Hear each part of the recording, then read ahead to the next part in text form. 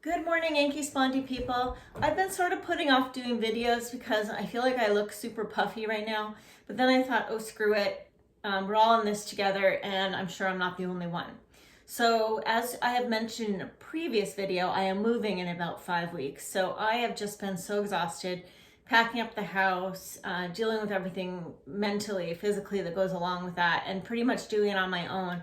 So anyway, really tired, and I find when I'm in a flare, I just feel like I'm puffy everywhere, and I feel like it's just been this eternal life of puffiness lately. Anyway, so that's another subject. But one of the things that goes along with ankylosing spondylitis is the fact that I haven't been able to do something that I really love, which is I used to love refinishing furniture. I used to do it with my mom and dad when I was younger.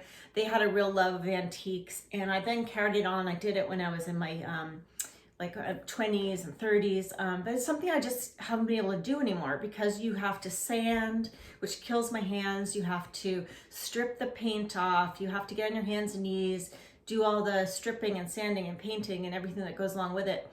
Anyway, I am coming to you today with this thing I discovered, which I was in Home Hardware the other day, and there was a video playing over this paint display.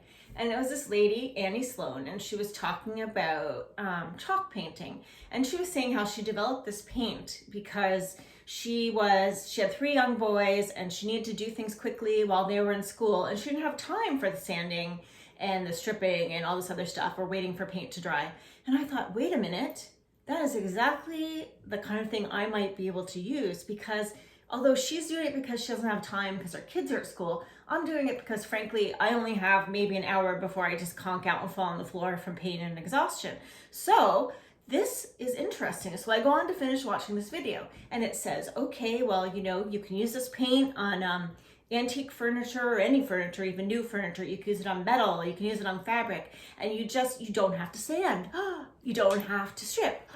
And it dries so fast, and oh my gosh, this is just amazing. And it's okay if it looks kind of shabby chic. That's the whole idea behind it. Well, Major, oh my gosh, this is great. So anyhow, I thought, let me try this stuff out. So behind me is a hutch that was left by the previous owner. I sort of hemmed and hawed on whether I was going to bring this to my new place. But I thought, well, let me try this paint out.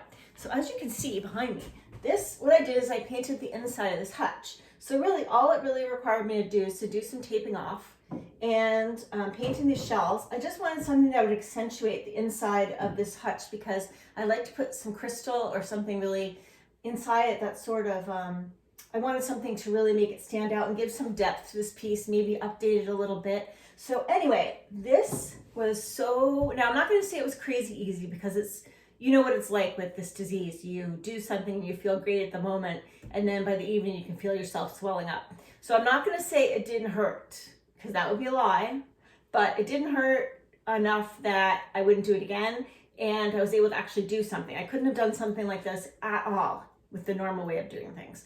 So all I did was tape it off, I just dusted it to make sure there was no dust in there. I painted right over that shiny ugly finish that was on there, and there I go. I only had to do 1 coat because I actually want the grain showing through, but you could have done 2. This stuff, you guys, was so easy to apply. You can just kind of all over the place. You don't have to be all like perfect, and so it's great when you have problems with your hands or you're just tired so you need to get it done quickly. I did this literally, how long did this take me? An hour. So it couldn't be better. And then it dried. I put it outside and it dried within maybe 2 hours. So before evening was done, I actually had it all put together.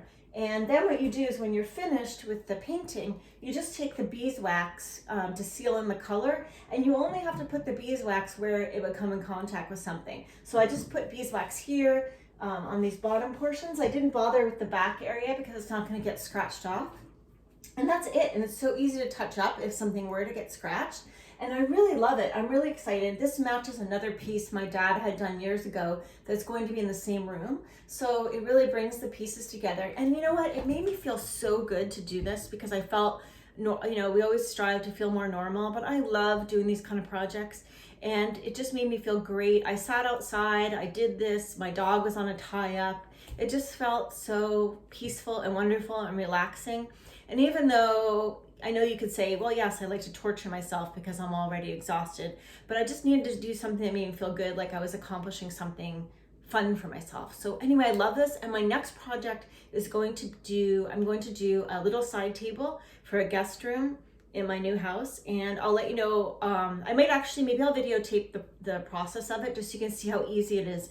So anyway, I would definitely recommend this chalk painting if you like doing these kind of projects. It's a great solution for people with chronic diseases. Who knew? Andy Sloan, thank you so much.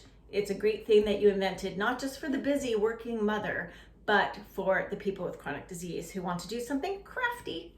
Okay, thanks guys. Have a good day.